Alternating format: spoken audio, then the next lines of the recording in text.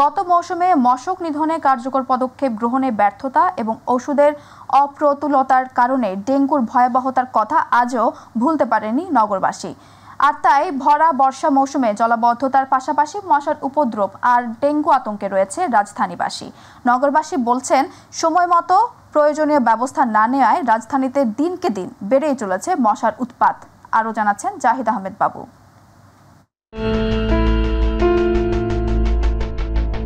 এই চিত্রটি দেখে সহজেই মনে হতে পারে এটি দেশের কোনো এক বন জঙ্গলের ঝোপঝাড়। না, দৃশ্যটি রাজধানীর হাতিঝিলের কোলঘেঁষা খাল। নয়নভিনম অপরূপ সৌন্দর্য মণ্ডিত সেই হাতিঝিল খালেই জমাট বাঁধা কচুরিপানায় জমে থাকা পানিতে জন্ম নিচ্ছে অসংখ্য কিউলিক্স মশা আর এডিস মশা, এমন অভিযোগ স্থানীয়দের। কিউলিক মশা ও ডেঙ্গু মশা উৎপত্তির স্থানীয় যে ডেঙ্গু ধরে মশার ওষুধ মারে আনমারে লাভ কি ভাই, এখন তো বর্ষাকাল। নগরবাসীর অভিযোগ, রাজধানীর বিভিন্ন স্থানের খাল, ঝোপঝাড়, বন্ধ ড্রেনে জমে থাকা পানি নিষ্কাশন না হওয়ার ফলে সেখান থেকে জন্ম নিচ্ছে মশা। দিনে 24 ঘন্টায় মশা। আর তাই মশার উৎপাতে অনেককেই আবার দিনের বেলাতেও কয়েল জ্বালিয়ে করতে হচ্ছে দোকানদারি। দিনের বেলাও মশা লাগে, থাকা যায় না, বসা যায় না। মশার উপদ্রবে টিকতে না পেরে আবার কেউ কেউ দিনের বেলায় ঘর ছেড়ে রাস্তায় বের হন ভরা দুপুরে। প্রচন্ড মশার অত্যাচারে থাকা মুশকিল। সেই বিকেলের পর থেকে ঘরে প্রচন্ড মশা। সিটি কর্পোরেশনের যে ব্যবস্থাটা সেটা একদমই নেওয়া হচ্ছে না, খুবই কম ব্যবস্থাপনা আছে। শিক্ষার্থীরা জানান, নগরীর ঘরে বাইরে এখন সবখানেই বিরাজ করছে মশা। মশার কামড়ে তাদের জীবন যেন ত্রাহি ত্রাহি। পড়াশোনা করতে পারি না, মশার কামড়ে অস্থির হয়ে এখন বাসার নিচে চলে আসছি। মশার জন্য আমাদের ইম্পর্টেন্ট এক্সাম থাকে, তো ইম্পর্টেন্ট এক্সাম আমাদের মশার জন্য পা খেয়ে আমাদেরকে শেষই করে দেবে। রাজধানীর অভিজাত এলাকায় মশার ওষুধ ছেটানো হলেও সেটি প্রয়োজনের তুলনায় একেবারেই অপ্রতুল। এই ব্যাপারে ঢাকা উত্তর সিটি কর্পোরেশনের প্রধান স্বাস্থ্য কর্মকর্তা বললেন, মশা নিধনে কেটে ফেলা হচ্ছে নগরীর ঝোড়ঝাপ কচুরিপানা। শত শত একর কচুরিপানা পরিষ্কার আমরা নিয়মিত করছি। আপনার যদি সচেতন যদি আমরা না হই, আমি যদি খালটাকে আবর্জনা দিয়ে ভর্তি করে ফেলি, আমি যদি খালের মধ্যে সব জিনিসপত্র ফেলি, আমার সুয়ারেজ লাইনের কানেকশন যদি খালের মধ্যে থাকে, তো ইটস ভেরি ডিফিকাল্ট সিটি কর্পোরেশনের পক্ষে যে এটা নিয়মিতভাবে পরিষ্কার পরিচ্ছন্ন রাখা। এক প্রশ্নের জবাবে তিনি জানান, নাগরিকদের জরুরি সেবায় জনপ্রতিনিধি ব্যবস্থা চালু হলে কমে আসবে মশার উৎপাত। জনপ্রতিনিধি থাকলে আমাদের সাথে জনগণের যোগাযোগটা আরও একটু বেটার হয়তো হতো। জাহিদ আহমেদ বাবু, মাই টিভি, ঢাকা। ফরিদপুরের শলিথা গ্রামে নেই একটিও সরকারি প্রাথমিক বিদ্যালয়। ফলে শিক্ষা থেকে ঝরে পড়েছে শিশুরা, বাধ্য হচ্ছে পড়াশোনা ছেড়ে দিতে। ভবিষ্যৎ প্রজন্মের স্বপ্ন যেন থমকে যাচ্ছে শৈশবেই। বিষয়টি নিয়ে দুশ্চিন্তায় অভিভাবকরা। প্রতিনিধি শফিকুল ইসলাম জনের রিপোর্ট। দুপুরের প্রখর রোদে কাঁধে বইয়ের ব্যাগ আর চোখে মুখে ক্লান্তি নিয়ে ফিরছে শিশু রাইসা। স্কুল থেকে ফিরতে তাকে হাঁটতে হয় প্রায় 30 মিনিট। প্রতিদিনই এভাবেই কাটে তার শৈশব। আমি অনেক দূরের স্কুলে পড়ি, আমার হেঁটে যেতে অনেক কষ্ট হয়, ঝড় বৃষ্টি হলে আর যেতে পারি না। শুধু রাইসাই নয়, শলিথা গ্রামের বহু শিশু এমন দুর্ভোগের মুখোমুখি। কেউ হাঁটতে না পেরে স্কুল ছেড়ে দিয়েছে। আর্থিক কষ্ট, পথের দূরত্ব আর নিরাপত্তার অভাবে হারিয়ে ফেলেছে পড়াশোনার পথ। 6 বছর বয়সে আমি বিদ্যালয়ে যেতে পারিনি, বিদ্যালয়ের দূরত্বের কারণে। যাওয়া আসা কষ্ট হইতো, ধরেন মেঘ হইলে বাবা মা যাইতে দিত না। বাপ মা ভাই এত দূরে স্কুল এনে যা তোর দরকার না, এনে পড়াশোনা বাদ দিয়ে দেয়। আমি স্কুলে যাইতে পারি না, আমার গ্রামে স্কুল নাই, বৃষ্টির ভিতর। আমাদের গ্রামে একটি প্রাথমিক বিদ্যালয় নির্মাণ করে দিন। ফরিদপুরের নগরকান্দার শলিথা গ্রামে প্রায় 10,000 মানুষের বাস, কিন্তু একটি সরকারি প্রাথমিক বিদ্যালয়ও নেই সেখানে। দীর্ঘ যুগ ধরে চলা এই সংকট সমাধানে আজও নেই স্থায়ী কোনো উদ্যোগ। এখানে ছেলেমেয়েরা প্রায় অশিক্ষার দিকে চলে যাচ্ছে। ডাইল কিনা লাগে, সবই তো কিনা। ছেলেমেয়েরা 20টা 30টা করতে দেবো আমরা। এই যে উঠতে বসে ছেলেরা স্কুলে যাচ্ছে না, তারা দেখা যাচ্ছে মোবাইলে গেম খেলছে, কেউ দেখা যাচ্ছে নেশার সাথে জড়িত হয়ে যাচ্ছে। সময় সাপেক্ষেরা পিছিয়ে যাইতেছে, যার জন্য গার্জিয়ান সাহস পায় না যে ছেলে মেয়েকে একটা ছেড়ে দিতে। যেহেতু আমাদের জনবহুল একটা গ্রাম, সেই ক্ষেত্রে আমাদের গ্রামে একটা প্রাইমারি স্কুল অতি জরুরি। 2019 সালে সৌদি প্রবাসী মুরাদ মোল্লার সহায়তায় একটি টিন শেডে চালু হয়েছিল অস্থায়ী পাঠদান। তবে অর্থাভাবে তা দীর্ঘস্থায়ী হয়নি। আমরা বারবার কর্তৃপক্ষের কাছে অনুরোধ করতেছি এবং কিন্তু আমরা সেটার এখন পর্যন্ত কোনো ফল পাইনি। এই দীর্ঘ দুর্ভোগ একদিন জীবন কেড়ে নিয়েছিল দাউদ নামের 4র্থ শ্রেণীর এক শিশুর। দূরের স্কুলে যেতে গিয়ে সড়ক দুর্ঘটনায় প্রাণ যায় তার। ফরিদপুর পর্যন্ত, ঢাকা পর্যন্ত আমরা নিলাম, তারপর আমার ছেলেকে বাঁচাইতে পারলাম না। বিদ্যালয়হীন সলিথা গ্রামের শিশুরা শুধু বই নয়, হারাচ্ছে জীবন গড়ার স্বপ্ন। আজ তাদের চাওয়া শিক্ষা হোক অধিকার, বিলাসিতা নয়। এখনই সময় কার্যকর পদক্ষেপ নেবার। শফিকুল ইসলাম জনি, মাই টিভি, ফরিদপুর। মাদারীপুর জেলার শিবচর পৌরসভা ও উপজেলার নিরাপদ পানি ও স্যানিটেশন ব্যবস্থার সম্প্রসারণ ও উন্নয়ন প্রকল্পের আওতায় শিবচর বর্জ্য ব্যবস্থাপনা প্ল্যান্ট নির্মাণ কাজ শেষ পর্যায়ে। চলতি বছরে প্ল্যান্টের কার্যক্রম শুরু হলে বদলে যাবে শিবচর পৌর শহর, হয়ে উঠবে পরিচ্ছন্ন এক নগরী, এমনটাই জানিয়েছেন স্থানীয়রা। কর্তৃপক্ষ বলছে, শুধু শহর পরিষ্কার পরিচ্ছন্নই নয়, এই বর্জ্য থেকে উৎপাদিত জৈব সার এবং জ্বালানি তেল কম দামে ক্রয় করতে পারবেন স্থানীয়রা। প্রতিনিধি মাসুদুর রহমান সর্দারের রিপোর্ট, জানাচ্ছেন শামস তাবরিজ উচ্ছ্বাস। মাদারীপুরের শিবচর পৌর শহরের চর সমাইল গ্রামে 3 একর জমির উপর বাংলাদেশ সরকারের অর্থায়নে ও শিবচর উপজেলা জনস্বাস্থ্য প্রকৌশল অধিদপ্তরের আওতায় নির্মাণ করা হচ্ছে সমন্বিত বর্জ্য ব্যবস্থাপনা প্ল্যান্ট। পৌর শহরের 12টি ওয়ার্ডের বাসাবাড়ি থেকে প্রতিদিন ময়লা আবর্জনার বর্জ্য পৌর কর্তৃপক্ষের মাধ্যমে সংগ্রহ করে এই সমন্বিত বর্জ্য ব্যবস্থাপনা প্ল্যান্টে এনে তা প্রক্রিয়াজাতের মাধ্যমে তৈরি করা হবে জৈব সার ও প্লাস্টিক জাতীয় বর্জ্য থেকে সংগ্রহ করা হবে জ্বালানি তেল। ইতিমধ্যে প্রকল্পটি নির্মাণ প্রায় শেষের পথে বলে জানান ঠিকাদারি প্রতিষ্ঠান। বাসাবাড়ি এবং বিভিন্ন বাজারের যে বর্জ্যগুলো আছে সেই বর্জ্যগুলো এখানে আমরা শর্টিং করে এখানে জৈব সার তৈরি করব এবং মনুষ্য যে বর্জ্যগুলো আছে বাসাবাড়ির সেফটি ট্যাঙ্কে থাকে যেগুলো, সেগুলো আমরা এখান থেকে ভ্যাকুয়াম ট্রাকের মাধ্যমে এনে ডাইং বেডের মাধ্যমে প্রসেসিং করে সার তৈরি করা হবে। আমাদের 95% কাজ শেষ হয়ে গেছে। এগুলো স্থানীয় যে ইঞ্জিনিয়ার আছে সেই ইঞ্জিনিয়ারের তত্ত্বাবধানে আমরা এই কাজগুলো শেষ করেছি। স্থানীয় বাসিন্দারা বলছে, এই প্ল্যান্ট নির্মাণের ফলে পরিচ্ছন্ন শহর গড়ে ওঠার পাশাপাশি কম দামে স্থানীয় কৃষিকাজে জৈব সার সংগ্রহে ফসল উৎপাদনে ব্যাপক ভূমিকা রাখতে পারবেন তারা। আমাদের এই এলাকায় যতগুলো যে ময়লা আবর্জনা ছিল এগুলো এই জায়গায় এনে এটা রিফাইন করে দেখা যাচ্ছে এটা দিয়ে একটা জৈব সার তৈরি করার এক প্রতিক্রিয়া করে যে জৈব সারে রূপান্তরিত হবে এবং জৈব সার হবে এবং কি এটা হয়ে আমাদের এখানে মানুষজন অনেক খুশি। এখানে সার বানানো হলে আমাদের এলাকাবাসী খুব ভালো হবে। এই প্ল্যান্টটি নির্মাণের ফলে এখানে ব্যাপক কর্মসংস্থানের সৃষ্টি হবে, প্লাস হচ্ছে এই প্ল্যান্টটি হচ্ছে পরিবেশ বান্ধব। কর্তৃপক্ষ বলছে, শিবচরের ময়লা আবর্জনা আপদ নয়, এগুলো সম্পদে পরিণত হবে এবং তৈরি হবে অনেকের কর্মসংস্থান। এই প্ল্যান্টটি চালু হলে এর মাধ্যমে শিবচর পৌরসভায় অভ্যন্তরে যে কঠিন বর্জ্য এবং মানবসৃষ্ট যে বর্জ্য এটার ব্যবস্থাপনা করা সম্ভব হবে।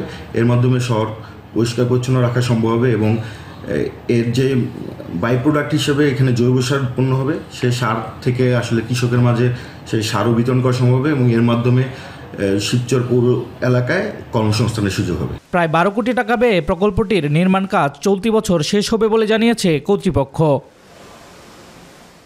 শামস তাবরিজ উচ্ছ্বাস, মাই টিভি নিউজ ডেস্ক। ভূমি সেবা খাতে দুর্নীতি ও অনিয়ম প্রতিরোধে বর্তমানে বেশিরভাগ কার্যক্রম ডিজিটাল করা হলেও সেই মান্দাত্তা আমলের নিয়মে ভূমি অফিসের কাছে জিম্মি পাবনার আটঘরিয়া উপজেলার 1 দন্ত ইউনিয়নের বাসিন্দারা। গ্রামের সহজ সরল খেটে খাওয়া মানুষগুলো হয়রানির দেখায় যেন কেউ নেই। অবশ্য অভিযোগ পেলে ব্যবস্থা নেওয়ার আশ্বাস দিয়েছেন কর্মকর্তারা। পাবনার প্রতিনিধি নাহিদ মিয়ার পাঠানো তথ্যচিত্রে আতিকুর রহমান তিতাসের রিপোর্ট। পাবনার আটঘরিয়া উপজেলার একদন্ত ইউনিয়নের বাসিন্দাদের অধিকাংশই কৃষক, দিনমজুর বা স্বল্প আয়ের সহজ সরল মানুষ।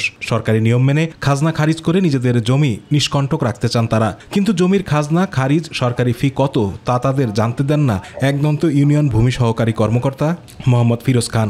অভিযোগ রয়েছে, সেবার জন্য কেউ অফিসে গেলেই চান হাজার হাজার টাকা। 25 বিঘা পর্যন্ত জমির খাজনা 10 টাকা এবং সারা দেশে যে কোনো জমির নাম খারিজের সর্বমোট খরচ 1170 টাকা। বর্তমানে ভূমি অফিস ক্যাশলেস ও পেপারলেস, সব কাজ নিজে নিজেই অনলাইনে করা যায় বলে জানালেন কর্মকর্তারা। এখানে নগদ টাকা লেনদেনের কোনো বিষয় নেই, এখানে সব কিছুই আপনার অনলাইনে পরিশোধ করবে। এখানে দরখাস্ত করে বাইরের থেকে আবেদন করে আমার কাছে আসে, আমরা কাগজপত্র দিয়ে ওকে করে পাঠাতে দিই। এখানে কোনো টাকা পয়সা কোনো কারবার নেই, এখানে ক্যাশের কোনো বিষয় নেই, এখানে পেপারসেরও কোনো বিষয় নেই। সে অনলাইনে আবেদন করে এই সুযোগটা সে গ্রহণ করতে পারবে এবং সে যদি এটা করে যে সে যদি নিজেই পারে তাহলে সে নিজেই ঘরে বসে তার মোবাইল থেকে বা কম্পিউটার থেকে সে এই আবেদন করা প্লাস সমস্ত যে ফি সেগুলো পরিশোধ করার বিষয়টি সে সম্পূর্ণ করতে পারে। সব সরকারি সেবার ফি ন্যূনতম হলেও একদন্ত ভূমি অফিসটিতে জমির খাজনা দিতে গেলেই বিপদে পড়েন এলাকাবাসী। অফিসে তো আসলে তো মেলা টাকাইলে এটা তো আমি খারিজ করতে সেটাই লাই না, সরকারের নিয়ম অনুসারে দিবে লাগলে পর সেটা লিবি লাই আর এক মেয়ে ঘুরে তাহাত হয়। মানে আমার মতো মানুষ এক পয়সা গ্রাহ্যই করে না, এটা হবি না বেটা, ওই অমুক জায়গায় চলে যাও, আর নয়তো টাকা এত টাকা লাগবি নি, টাকা খারিজ হবি নি, ওই টাকা পয়সা নিয়েও আবার ঘুরে। 1 থেকে 25 বিঘা ভূমির খাজনা 10 টাকা হলেও অভিযুক্ত কর্মকর্তা চান 3 থেকে 80 টাকা, আর খারিজ 1170 টাকা হলেও দলিল প্রতি টাকা চান ইচ্ছামাফিক 3 থেকে 80,000 বা তারও বেশি। দলিল নিয়ে গেলাম, পর্চা নিয়ে গেলাম, নায়ব সাহেব বললেন স্যার আমার এই জমিটা খারিজ করে দেন, তো করে যে হবে নি কিন্তু একটু পয়সা লাগবে না। এই দলিল 3,000, এই দলিল 5,000, এই দলিল 4,000, আবার কোন আমাকে 10,000 টাকা পারবো না। ঘুষ দিলে পরে মনে করেন 10,000 চেক দিলে আর 30,000 টাকাই মনে করেন ওইটা হচ্ছে ওরা হচ্ছে মারি দেয়। তবে তার বিরুদ্ধে আনা সব অভিযোগ অস্বীকার করেন ফিরোজ খান।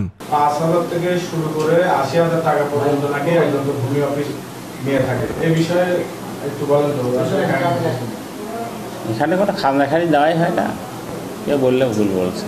এই অবিচার ও কষ্টের প্রতিকারের কেউ নেই বলে অভিযোগ ইউনিয়নের বাসিন্দাদের। সাধারণ জনগণের বাঁচার কোনো পদ্ধতি আছে কিনা, এত দৌড়াদৌড়ি পারবি কেন? খেটে খাওয়া মানুষ এরা কোথায় যা কোনো আরাম পায় না, ন্যায্য জিনিস করতেও পারে না, পায় না, খুবই নির্যাতিত। কিন্তু এই জিনিসগুলির প্রতিকার করার লোক নাই, পদক্ষেপ করার লোক নাই। ভূমির খাজনা ও খারিজের সরকারি ফির বাইরে কেউ অতিরিক্ত দাবি করলে তার বিরুদ্ধে বিভাগীয় ব্যবস্থা নেওয়ার আশ্বাস দিয়েছেন 2 উপজেলা সহকারী ভূমি কমিশনার ও এক্সিকিউটিভ ম্যাজিস্ট্রেট। ইউনিয়ন ভূমি সহকারী কর্মকর্তা কিন্তু তার কাছ থেকে সরাসরি নেওয়ারও কোনো সুযোগ নেই। তারপরেও যদি এ ধরনের কোনো বিষয় ঘটে থাকে, যদি নাগরিক আমাদেরকে শুধু আমার কাছে যদি একটু জানান, মৌখিকভাবেই জানান, আমি সাথে সাথে বিষয়ের ব্যবস্থা নেব। সংশ্লিষ্ট কর্মকর্তা তার থেকে অযৌক্তিকভাবে বেশি টাকা দাবি করছেন, সেক্ষেত্রে তার বিরুদ্ধে প্রয়োজনীয় ব্যবস্থা নেওয়া হবে। Atiqur Rahman Titas, My TV. বিমান বাহিনীর প্রধান air chief marshal Hasan Mahmud Khan বলেছেন, বিমান বাহিনী তথা সশস্ত্র বাহিনী জনগণের পাশে দাঁড়িয়ে নতুন বাংলাদেশ গড়ে তুলতে দৃঢ় প্রতিজ্ঞাবদ্ধ। বাংলাদেশ প্রতিষ্ঠার পর থেকে বিমান বাহিনী দেশ মাতৃকার মহান সেবায় সর্বদা সচেষ্ট রয়েছে। আকাশপথে সর্বদা নিজেদের প্রস্তুত রাখার পাশাপাশি দেশে বিদেশে প্রাকৃতিক দুর্যোগ ও মানবিক বিপর্যয়ে সংকট সমাধানে গুরুত্বপূর্ণ ভূমিকা পালন করে আসছে। সোমবার দুপুরে ফেনীর ছাগলনাইয়া উপজেলার দুর্গাপুরে হাবিবুল্লাহ খান উচ্চ বিদ্যালয় প্রাঙ্গণে অত্র বিদ্যালয় বিমান বাহিনী কর্তৃক নবনির্মিত দ্বিতল বিশিষ্ট শাহীন ভবন ও ছাগলনাইয়া এবং ফুলগাজী উপজেলার 12টি ইউনিয়ন প্রকল্প উদ্বোধন অনুষ্ঠানে তিনি একথা বলেন। দিনাজপুর জেলা নির্বাচন অফিসে অভিযান পরিচালনা করেছে দুর্নীতি দমন কমিশন। সোমবার দুপুরে থেকে দুদক দিনাজপুর কার্যালয়ের কর্মকর্তাদের একটি টিম জেলা নির্বাচন অফিসে অভিযান চালায়। এ সময় তারা বিভিন্ন নথিপত্র যাচাই করেন এবং দায়িত্বরত কর্মকর্তাদের কাছ থেকে তথ্য নেন। দুপুর 2:30টার দুদক কর্মকর্তারা অভিযান শেষ করে ফিরে যান। এ সময় তারা বিভিন্ন নথিপত্র পর্যালোচনা করেন। শেষে নির্বাচন অফিসের বিভিন্ন কক্ষ পরিদর্শন করে কিছু নথিপত্র সংগ্রহ করে নিয়ে যান। পরিদর্শনের সময় দুদক কর্মকর্তাদের সঙ্গে নির্বাচন অফিসের কর্মকর্তারা উপস্থিত ছিলেন। সহকারী পরিচালক মোহাম্মদ ইসমাইল হোসেনের নেতৃত্বে অভিযানে অংশ নেন সহকারী পরিচালক খায়রুল বাশার সহ একটি টিম। জাতীয় পরিচয়পত্র সংশোধন, সংগ্রহ, এলাকা স্থানান্তর, আর্থিক লেনদেন ও সেবা প্রত্যাশিতদের হয়রানির অভিযোগে নওগাঁয় জেলা নির্বাচন কার্যালয়ের অভিযান চালিয়েছেন দুর্নীতি দমন কমিশন। সোমবার বিকেলে দুদকের একটি দল এই অভিযান যায়।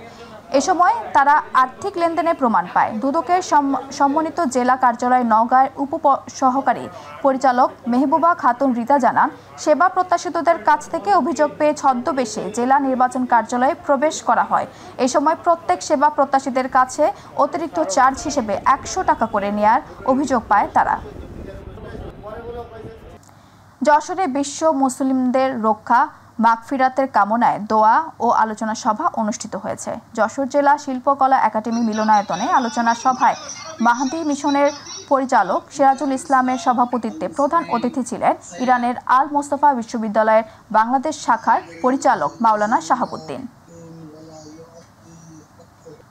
সিলেটের গোয়াইনঘাটে বাংলাদেশ স্কাউটের কাপ কার্নিভাল অনুষ্ঠান অনুষ্ঠিত হয়েছে। সোমবার দুপুরে গোয়াইনঘাট উপজেলা মিলনায়তন হলরুমে উপজেলা নির্বাহী অফিসার রতন কুমার অধিকারীর সভাপতিত্বে কাপ কার্নিভাল এ বক্তব্য রাখেন বাংলাদেশ স্কাউট গোয়াইনঘাট উপজেলা শাখার সম্পাদক মোহাম্মদ সোহরাওয়ার্দী, গোয়াইনঘাট প্রেস ক্লাবের সাধারণ সম্পাদক মোহাম্মদ করিম মাহমুদ লিমন। অনুষ্ঠানের শেষে কাপ কার্নিভালে অংশগ্রহণকারীদের মাঝে সনদ ও পুরস্কার বিতরণ করা হয়। লক্ষ্মীপুরে মেঘনা নদী থেকে ভেসে আসা অজ্ঞাত তরুণীর মরদেহটি ভোলা সরকারি কলেজের ছাত্রী সুকর্ণা আক্তার ইস্পিতার বলে শনাক্ত করেছেন তার বাবা। সোমবার বিকেলে এ বিষয়টি নিশ্চিত করেন লক্ষ্মীপুর সদর থানার ওসি আব্দুল মান্নান। জানান, রবিবার বিকেলে জামা কাপড় ও ছবি দেখে মেয়েকে শনাক্ত করেন তার বাবা। মরদেহটি ২০ জুন রাত ১১টার দিকে সদর উপজেলার বুড়িঘাট এলাকায় মেঘনা নদী থেকে উদ্ধার করে নৌপুলিশ। ইস্পিতার বাবা লক্ষ্মীপুর সদর থানার একটি হত্যা মামলা দায়ের করেছেন। পুলিশ ও নৌপুলিশ যৌথভাবে বিষয়টি তদন্ত করছে। বিএনপির ভারপ্রাপ্ত চেয়ারম্যান তারেক রহমান ও চেয়ারপারসন বেগম খালেদা জিয়ার স্বপ্ন গণতান্ত্রিক বাংলাদেশ বাস্তবায়নের জন্য গাজীপুর জেলা বিএনপির নেতাকর্মীর ঐক্যবদ্ধ। গাজীপুর সদর উপজেলা বিএনপির আয়োজনে নবগঠিত আহ্বায়ক কমিটির আনন্দ মিছিল ও পথসভায় প্রধান অতিথি বিএনপি কেন্দ্রীয় নির্বাহী কমিটির সহ স্বাস্থ্য বিষয়ক সম্পাদক অধ্যাপক ডক্টর এস.এম. রফিকুল ইসলাম বাচ্চুর বক্তব্যে এসব কথা বলেন। এ সময় এই আনন্দ মিছিলে উপস্থিত ছিলেন গাজীপুর সদর উপজেলার বিএনপির সদস্য ইসলাম উদ্দিন, শাহাব উদ্দিন, ফজল মুসল্লি, আব্দুল বাতের, বিএসসি গাজীপুর জেলা যুবদলের যুগ্ম আহ্বায়ক শহীদুল ইসলাম শহীদ, শফিকুল ইসলাম শরীফ, গাজীপুর জেলা ছাত্রদলের ভারপ্রাপ্ত সভাপতি সোহাগ হোসেন, যুগ্ম সম্পাদক রেজাউল করিম মোড়ল, রিফাত সহ দলের বিভিন্ন ইউনিটের নেতাকর্মীরা। গাইবান্ধার সাদুল্লাপুরে অভিযান পরিচালনা করে পৃথক ২টি অপহরণ মামলায় ৩ আসামিকে আটক করেছে আইন শৃঙ্খলা রক্ষাকারী বাহিনীর সদস্যরা। মধ্যরাতে উপজেলার ধাপেরহাট ইউনিয়নের চক নদী গ্রামে এসআই সুকুমার রায়ের নেতৃত্বে সাদুল্লাপুর থানা পুলিশের বিশেষ এক অভিযানে নারীসহ পূজা রানী অপহরণ মামলায় ২ আসামিকে এবং র্যাবের করা পৃথক অন্য আরেক অভিযানে ভারপ্রাপ্ত গ্রামের ইউনিয়নের পাকুড়িয়া মাঠ এলাকায় পল্লী চিকিৎসক অপহরণ মামলায় পলাতক এক আসামিকে আটক করা হয়।